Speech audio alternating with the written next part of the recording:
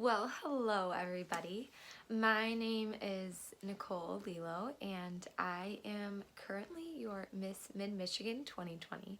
And I'm so excited to be here today because I'm going to be sharing a story with you called How Rocket Learned to Read. And this story is written by Tad Hills.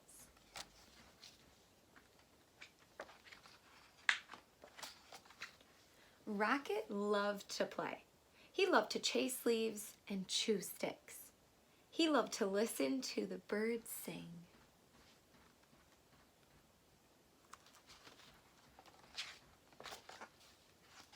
Every fall morning after chasing leaves, Rocket would lie down in his favorite spot under his favorite tree.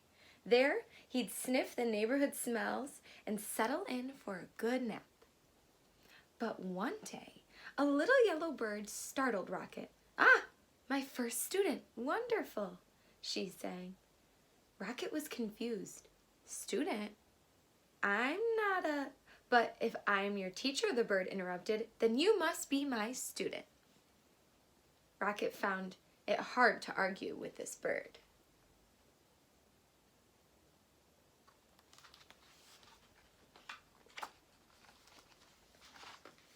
"Oh, I am so glad you saw my sign," the bird chirped. "Oh yes, I can see it," Rocket said, "but I don't know how to read." "Can't read? Fantastic." She waved a wing. "Welcome to my classroom." "But I just came here to nap," Rocket said. No, there will be no napping in class," declared the bird, "except, of course, during nap time." "Well, then I can take a nap over here," said Rocket. "I've had a very busy morning." "Not to worry, I'll be around every day," chirped the bird, "until the weather turns."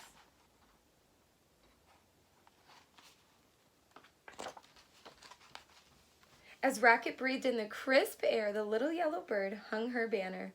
"Ah, the wondrous, mighty, gorgeous alphabet," she marveled, "where it all begins."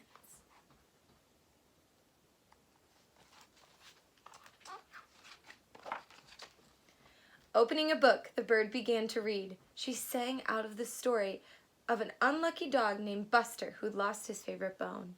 A cool breeze carried her lively voice across the yard. At first, Rocket was disturbed.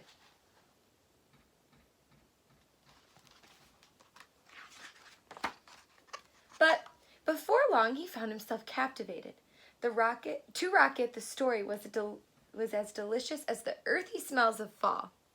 It was as exciting as chasing leaves. He closed his eyes and listened to every word.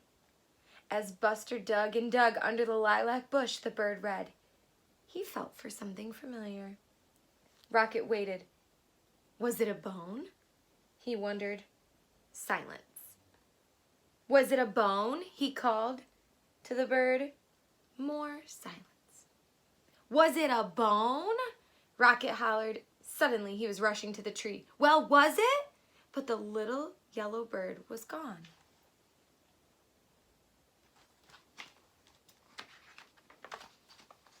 The next morning, Rocket arrived early. At last, the little yellow bird appeared. "Hello. How wonderful to see you in class," she chirped. "I can tell by your waggy tail that you are well rested." "I'd like to hear the end of that story, please," said Rocket. "That seems like a fine way to start the day," chirped the bird. She gave Rocket a name tag and began to read.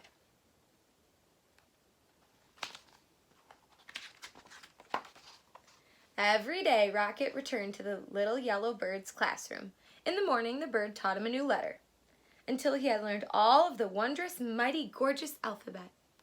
Together, they sang out the sounds that each letter makes and spelled the sounds they heard around them. With a G and many R's, they spelled Mr. Barker's growl. Grr.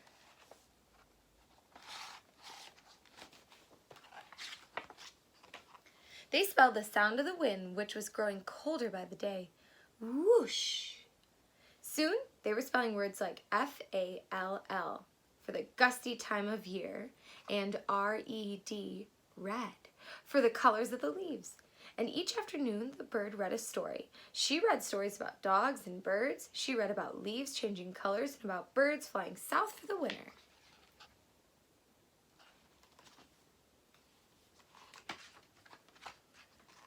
Then, one day, the weather turned and the letter banner disappeared. "See you again in the glorious spring," the bird sang. As she flew into the wintry sky, she called, "Don't forget, words are built one letter at a time."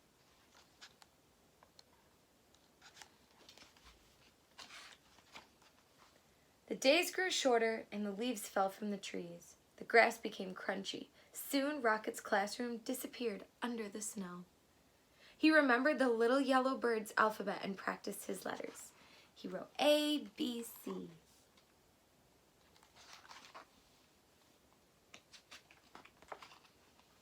Rocket thought about the bird's sweet chirp while he sounded out words like D-I-G, dig, and W-I-N-D, wind, and C-O-L-D, cold. He made new friends and spelled their names. Hello, E-M-M-A, Emma. Hi there, Fred, F-R-E-D. He spelled everything. S-U-N, sun. M-E-L-T, melt.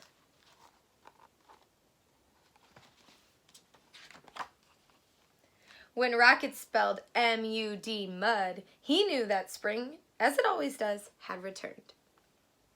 The breeze blew warmer, the grass grew greener, and a sign appeared. It says, "Class starts tomorrow."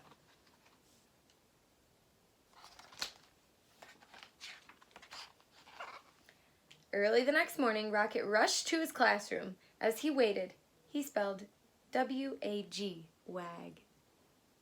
Soon the little yellow bird arrived. "Aha! My star student," she sang. "How wonderful to see you. I can tell by your waggy tail that you are ready for class."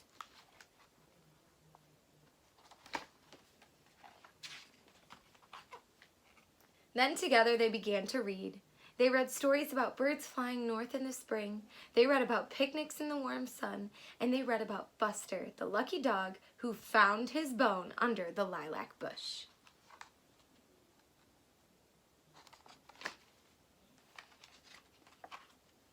And when they were done, they read it again and again and A-G-A-I-N again.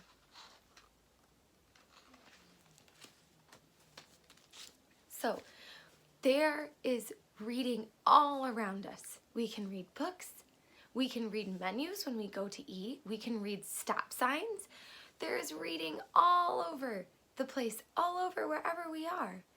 So I am challenging you to pick up your favorite book tonight, and I want you to read it with someone that is so special to you. Bye.